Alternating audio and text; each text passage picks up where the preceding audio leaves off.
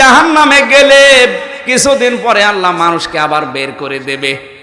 কোরআনের শব্দ তো একই, খালিদিনা ফিহা, দুইটাই তো এক জায়গায় আছে। যেখানে জাহান্নামের কথা সেখানে আছে খালিদিনা ফিহা, যেখানে জান্নাতের কথা সেখানেও আছে খালিদিনা ফিহা। তো একটার বেলায় আপনি নিজের মন মতো নিজের থেকে টেনে অর্থ করবেন, আর আরেকটার বেলায় বলবেন আমি বের হব, তাহলে তো মানুষের সাহস বেড়ে যাবে। কি আমি যদি দাদাকে বলি, দাদা আপনি জাহান্নামে যাবেন, কিন্তু 5000 বছর জাহান্নামে থাকার পরে আপনাকে আল্লাহ আবার বের করে দেবেন। যখন বের করে দেবে তখন আপনি নহর থেকে গোসল করে আবার যেরকম দাদা ছিলেন এরকম দাদা হয়ে জান্নাতে যাবেন, তো ওর সাহস বাড়বে না কমবে? কারণ ও মনে করবে 5000 বছর কেন, 500,000 বছর যদি জাহান্নামে থাকি অসুবিধা নেই, কারণ যখন তো বের হব তখন আবার আমি আমির হামজা হয়ে যাব। কথা বলছেন না? ওনার কি সাহস মারবে না?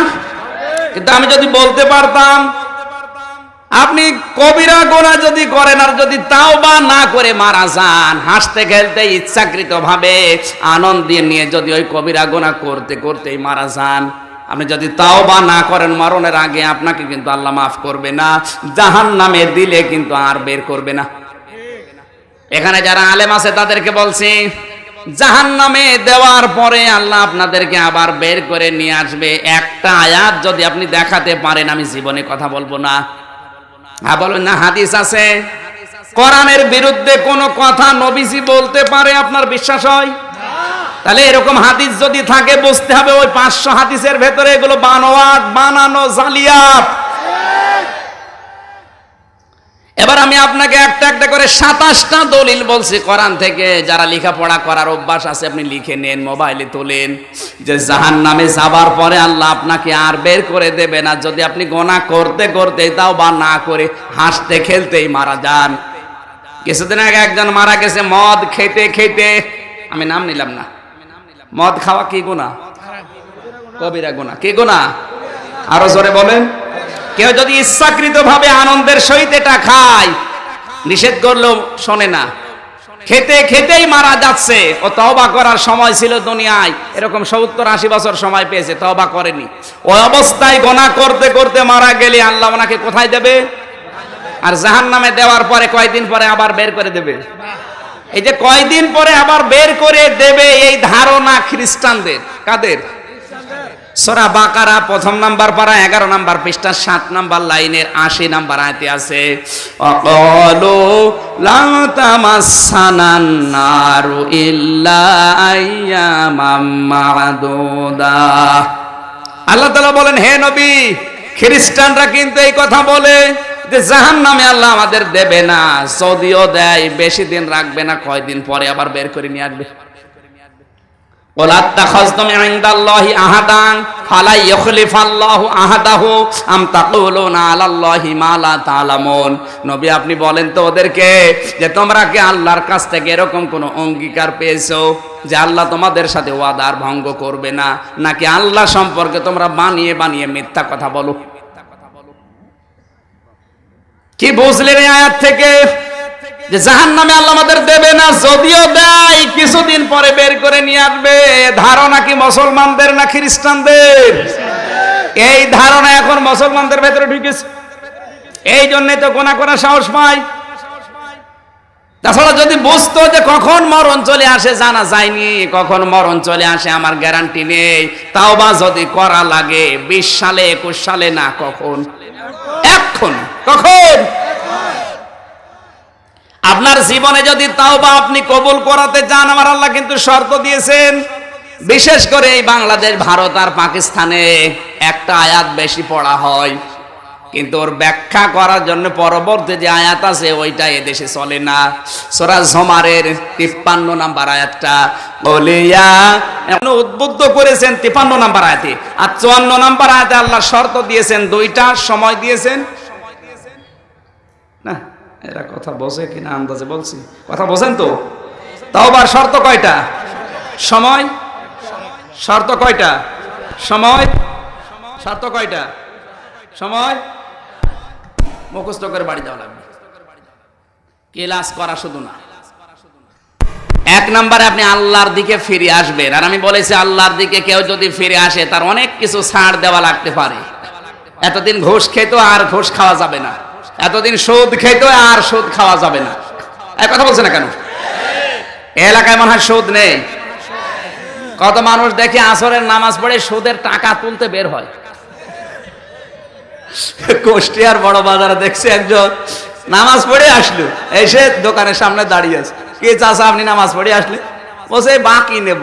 কি বাকি? দোকানদারকে বললাম ভাই কি? ও তো সুদের টাকা নেবে, অথচ নামাজ পড়ে আসলো। তাও বাও বোঝে না।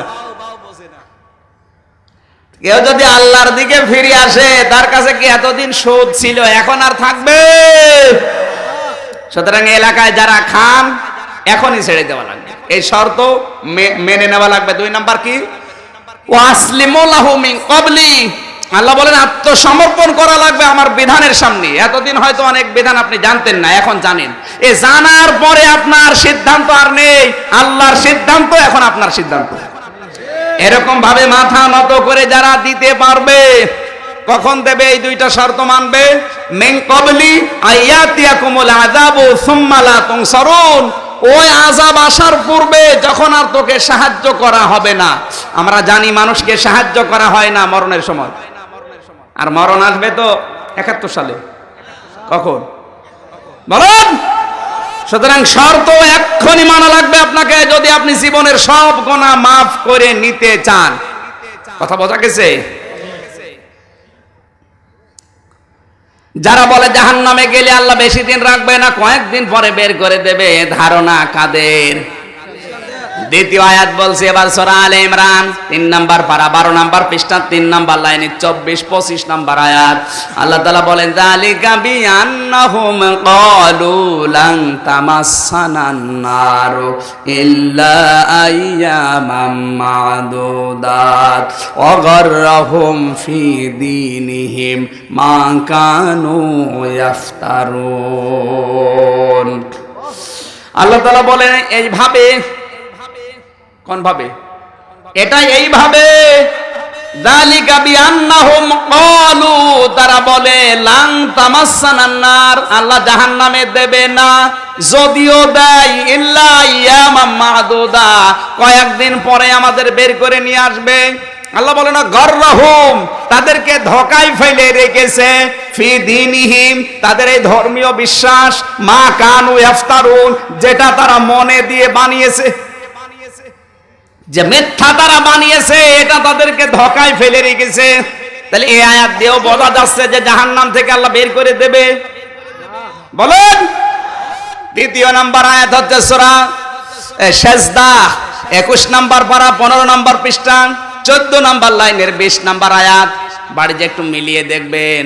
ওয়াম্মাল্লাযীনা ফাসাকু ফামাওয়াহুমুন নার, আল্লাহ পাক বলেন কোন মানুষ যখন গুনাহগার হয়ে, মুজরিম হয়ে, পাপিষ্ট হয়ে, ফাসিক হয়ে আমি আল্লাহর কাছে আসবে, তাওবা না করে কবিরা গুনাহ করতে করতে এভাবে যদি মারা যায়, কুল্লামা আরাদু আইয়াখরুজু মিনহা উইদু ফিহা, খেয়াল করেন, ফামাওয়াহুমুন নার, তার স্থান আমি দেব জাহান্নামের আগুনে। কুল্লামা আরাদু আইয়াখরুজু মিনহা, তারা এই জাহান্নাম থেকে বের হওয়ার চেষ্টা চালাবে, উইদু ফিহা, কিন্তু আমি আল্লাহ তাদেরকে ফিরিয়ে দেব। এই আয়াত দ্বারা বোঝা যাচ্ছে যে আপনাদেরকে জাহান্নামে দেওয়ার পরে আবার আল্লাহ বের করে দেবে। বলেন না কেন? আরেকটা আছে সূরা জুমার 24 নাম্বার পারা 23 নাম্বার পারা 19 নাম্বার পৃষ্ঠা 12 নাম্বার লাইনের 19 নাম্বার আয়াত। এটা আফামান হাক্কা আলাইহি কালিমাতুল আযাব আফা আনতা তুনকিদু মান ফিন্নার, আল্লাহ পাক বলেন হে নবী, যার উপরে জাহান্নামের আযাব, আগুন দণ্ডাদেশ কায়েম হয়ে গেছে, আপনি কি পারবেন তাকে জাহান্নামের আগুন থেকে মুক্ত করতে? কে বলছে? কি বুঝলেন বলেন তো? 4টা আয়াত যে বললাম পরপর, কি বুঝলেন? এখানে কি বলা হচ্ছে যে জাহান্নামে দেওয়ার পরে আবার আল্লাহ বের করে দেবে? না। আপনি কোন সাহসে দেদারসে গুনাহ করেন বলেন? আপনার তো তওবা করার সময় আছে, আপনি তওবা না করে হেলায় খেলায় আনন্দের চিত্তে করছেন কবিরা গুনাহ। আর এরকম কবিরা গুনাহ আছে আমার হিসাবে, আমি 99টা পেয়েছি অলরেডি। কয়টা? তার ভেতরে সবচাইতে বড় কবিরা গুনাহ হচ্ছে এই দেশের জন্য বিনা কারণে মানুষ হত্যা করা। এখন তো এই দেশে এটা নেই। মানুষ হত্যা আর চাইল পানি খাওয়া এখন সমান হয়ে